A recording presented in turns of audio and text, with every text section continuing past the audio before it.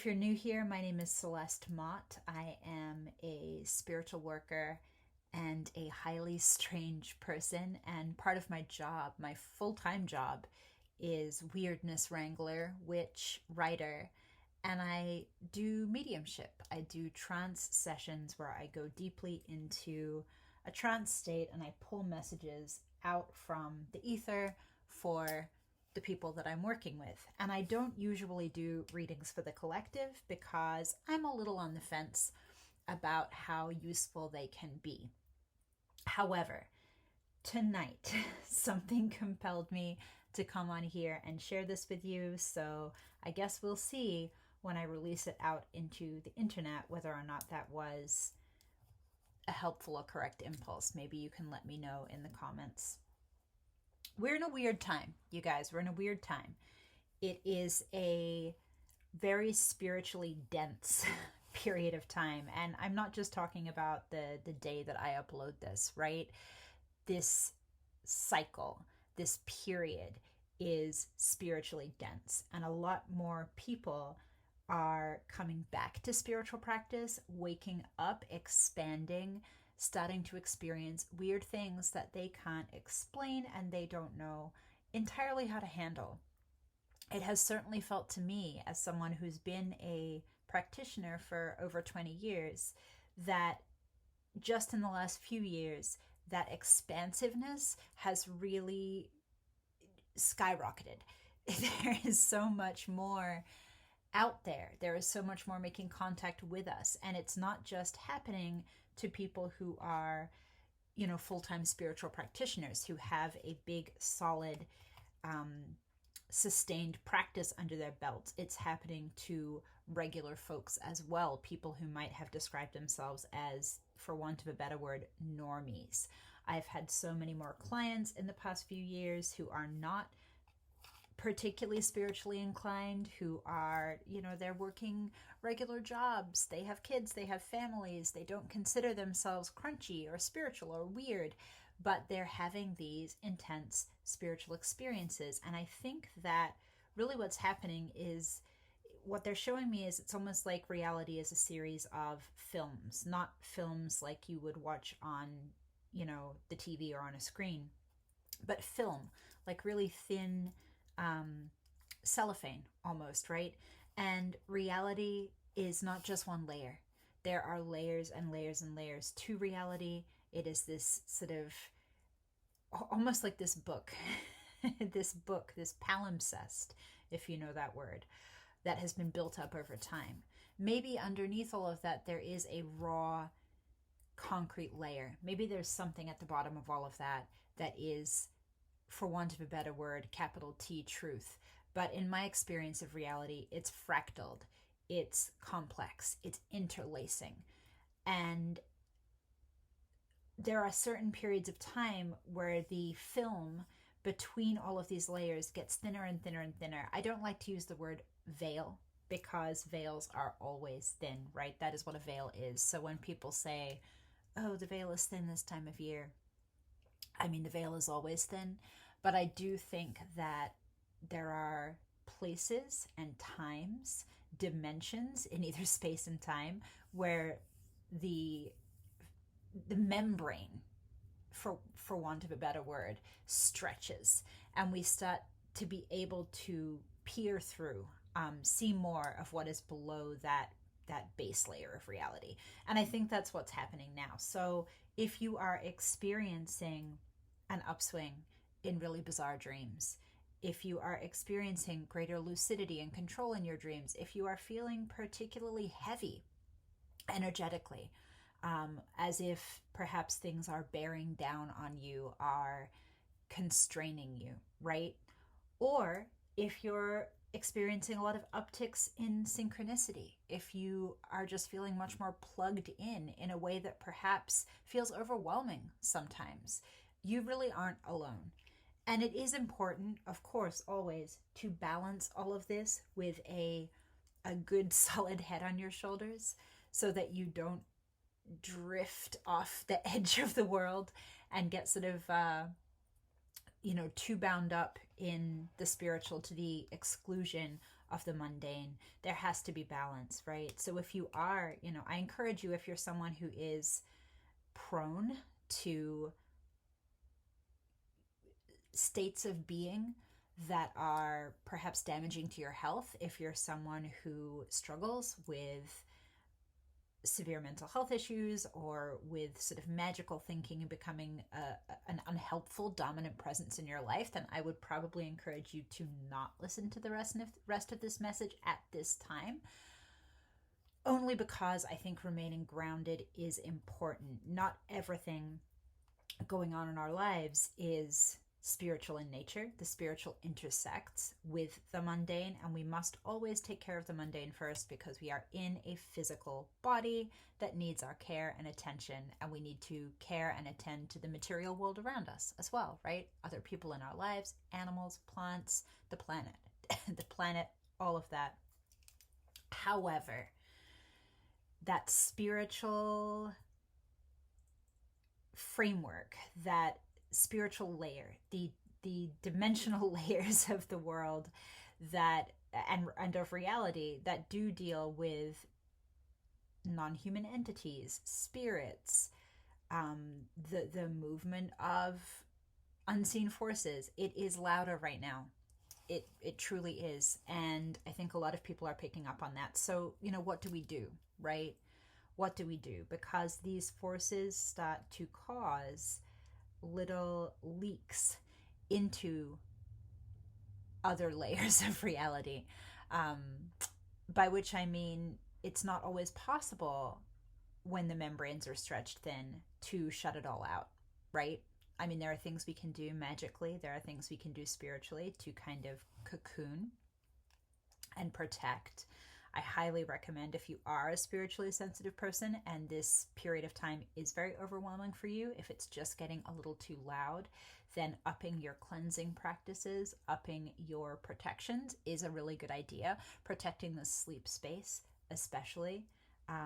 If you are listening to this and you're someone who's currently experiencing a lot of trouble sleeping or nightmares, right? Especially if it's nightmares, or you're having spiritual activity in your room at night, hypnagogic hallucinations, feeling a presence, feeling like there are entities, even sleep paralysis, then one of the best things you can do for yourself is get some tourmaline, some black tourmaline, and place that in the four corners of your room. You can put that in a little dish. If you have like a little, even just a little square of aluminum foil, pop that tourmaline and a little bit of salt in the four corners of your room, and basically just ask that the spirits inherent in those substances, in the salt and in the tourmaline, just make a little grid around you to keep out anything that is heavy or draining, damaging, vampiric even.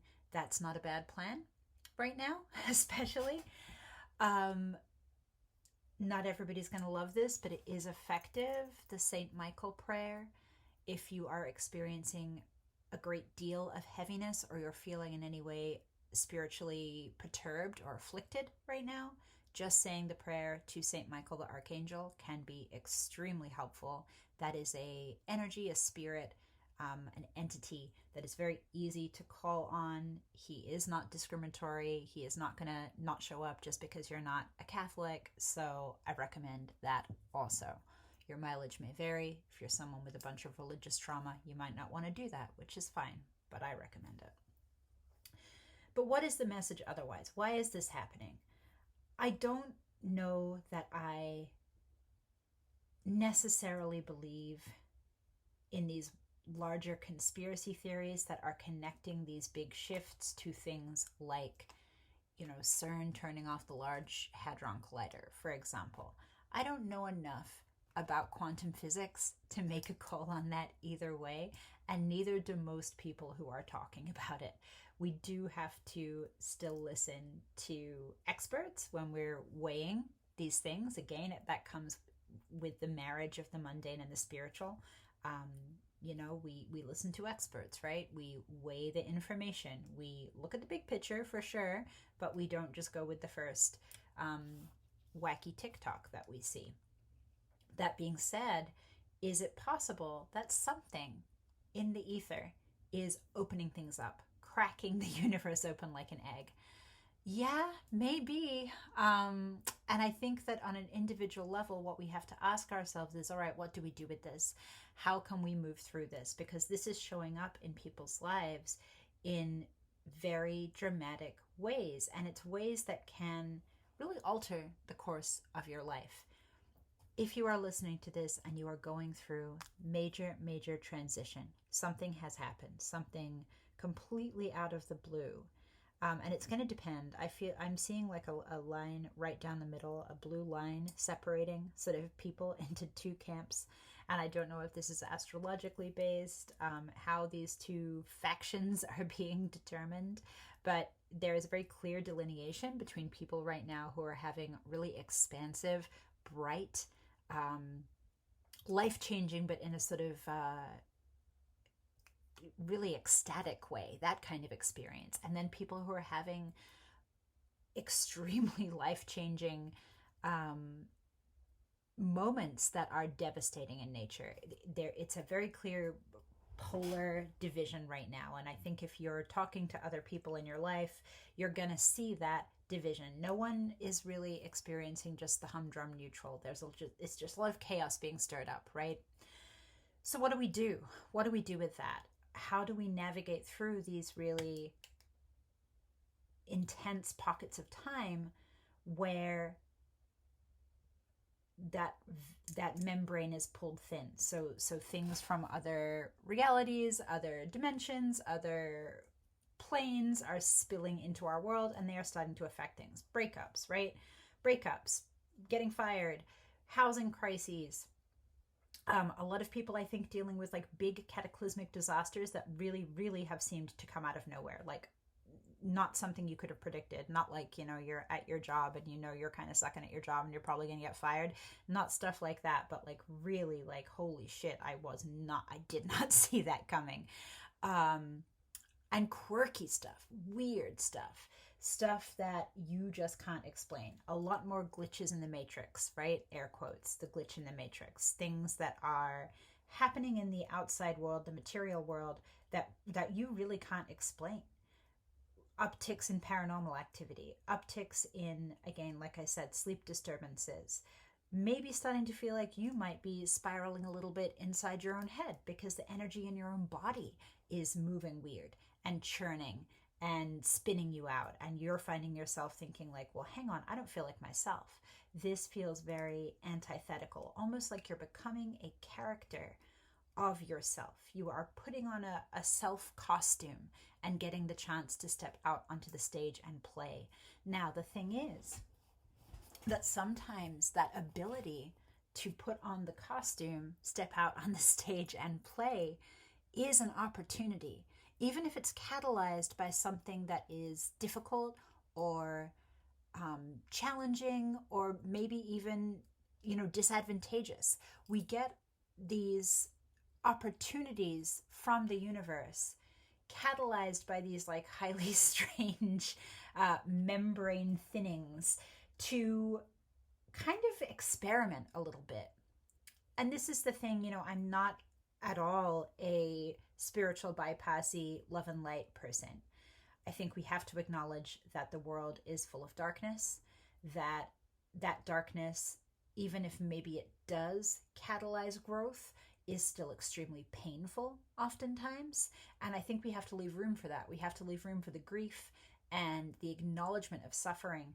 But it is nonetheless true that sometimes these moments of cataclysm and devastation, collectively, individually, on a global level, they do offer, I hate the word portal, but they do offer portals into changing something profound, right? Something that alters your life on an individual level and the lives of community at a local and, a regional and a global level. So what does that mean about, what do I mean about the costume? What do I mean about dressing up and trying things out, experimenting? This is the message that came through really strongly, and I think the message that I was supposed to share. We do self-limit a lot, okay? And again, this is not to preach some kind of mindset coaching stuff about, hey, everything bad in your life can be fixed if you just believe it hard enough. It's not like that. But the capacity to play, the capacity to create, you are in control of that. That might be one of the only things you're in control of, right? And it's hard to play, it's hard to experiment, it's hard to create when we are stuck in systems and structures that limit our time, that limit our focus, that limit our energy. There are systems at play that want those things drained from us. AI wants that drained from us. Big tech wants that drained from us. Certain governing bodies and agencies want those things drained from us because they know how powerful it is. But if you can take the time to create, right? This is really, really vital right now. All of these signs, all of these synchronicities, all of the weird little things that are leaking into your life right now, in a way, they are signposts for creation. They are trying to guide you into a creative state where you can change your life and by extension change the lives of the people around you, and that then filters out like this beautiful mycelium network that can fundamentally shift the course of the kind of timeline that we're in, right? So what's the costume you want to put on? There's a lot coming up for me right now, like pulling through this channel around the Holy Fool archetype. If you look at the Fool in the tarot, right, he is the first card of the major arcana, and he talks about heeding the call. It's the archetypal beginning of a journey.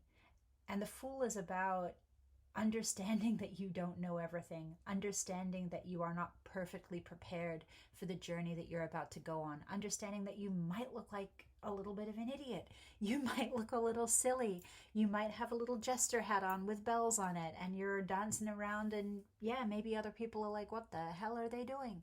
They look ridiculous. But that's okay, right? That's part of it.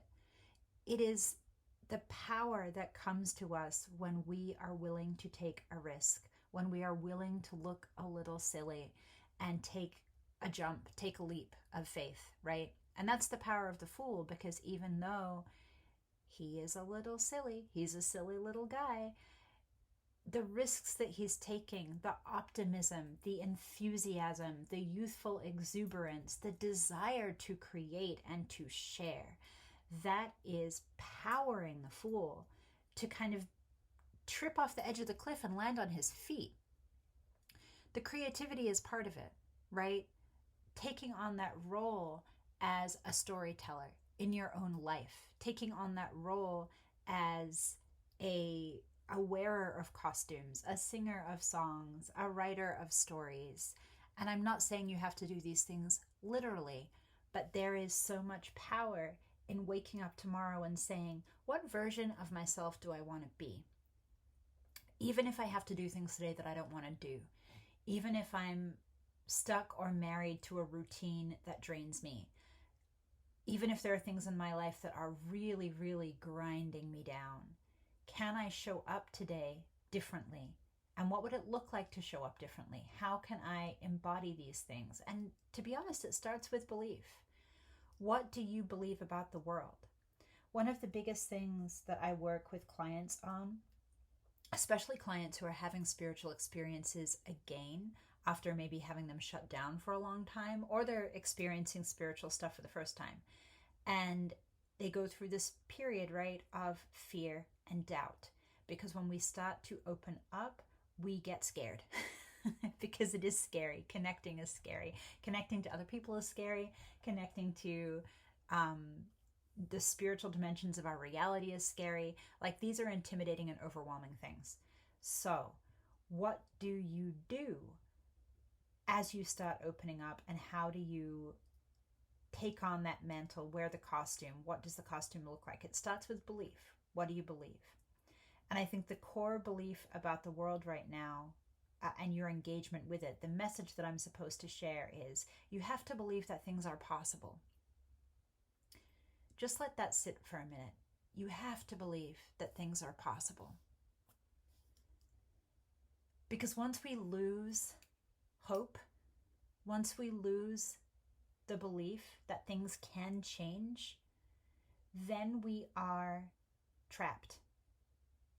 And we let the people who want to yoke us to suffering, right?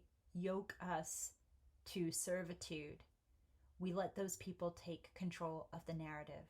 Because if we are hopeless, and if we believe that things cannot change, whether that's in our own day-to-day life or on a more global level, once that hope is gone, things get really dark.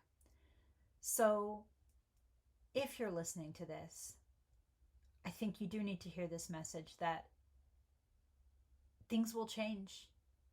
And sometimes those changes are gonna suck at first.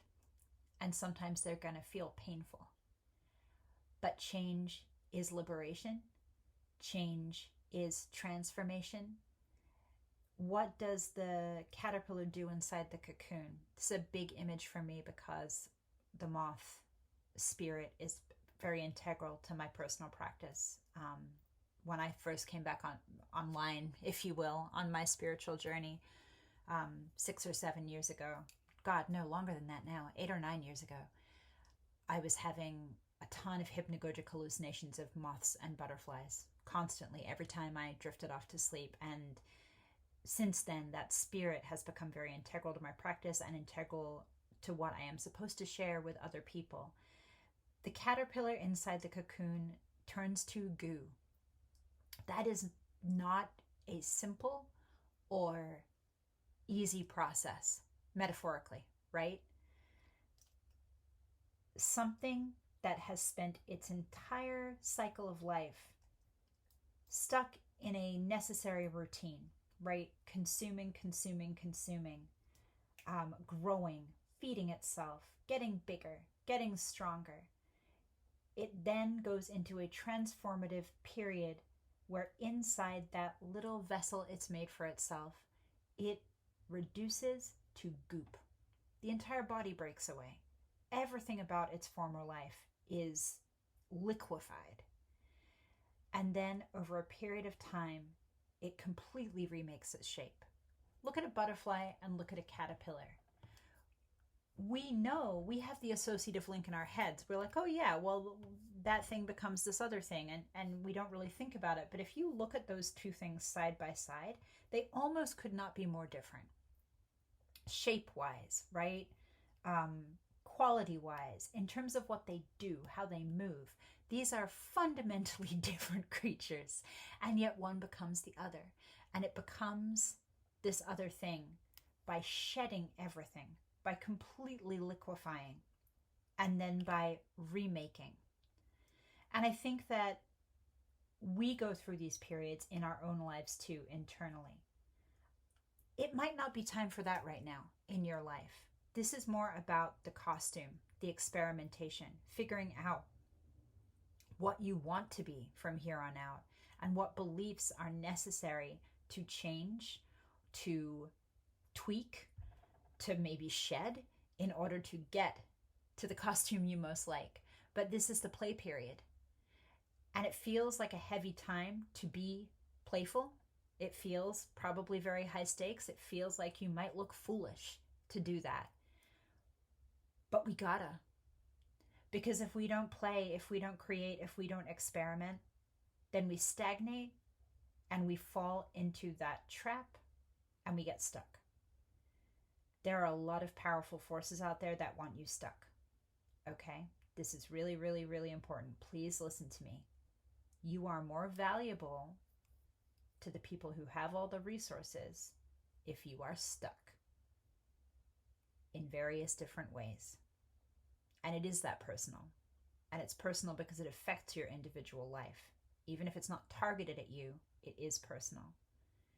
It's not because people are out to get you specifically. It's just the way that these systems and structures work. So, how do we fight back against that? We have hope, we play, and we create. And we don't outsource our creation, our capacity to make art and to hope and to connect. We don't outsource that to the people who are trying to oppress us, because that is foolish. We take it back. We take the power back. And even if you're not a creative person, you're sitting here, you're thinking, okay, Celeste, well, I'm not a painter and I'm not an actor and I'm not a musician. So what do you mean by create? Your life can be creative. The way that you go out into the world every day can be creative. Oh, you don't leave your house much because you have a chronic illness, or, you're agoraphobic, whatever it is. Listen, heard, same. But you can still show up in your life, in your house, in your head. You can still show up in the conversations you have with people online, people on social media. You can show up as a version of yourself that you want to be, a version that you can be proud of, a version that can spread into the world the seeds of change and transformation and creativity, empathy, kindness, connectivity, the values that we should, I think, be uplifting in the world. So what does that look like? And how will it change your life to be that? Well, I don't have the answers to those questions for you specifically. Those are things you need to sit with. But I will tell you that I feel like the holy fool right now, because this is not content that I usually make. I don't make YouTube videos typically. I want to start doing this more. I don't do readings for the collective typically, but this felt important to pull through. So if you've listened, I appreciate it. Thank you so much. If it was helpful, please let me know. And may we all don the jester's hat together and start weaving our little cocoons. And maybe if we weave a large enough collective cocoon, then we really can make the world goo again and reshape it into something precious. Thanks so much for listening. You guys have a good night.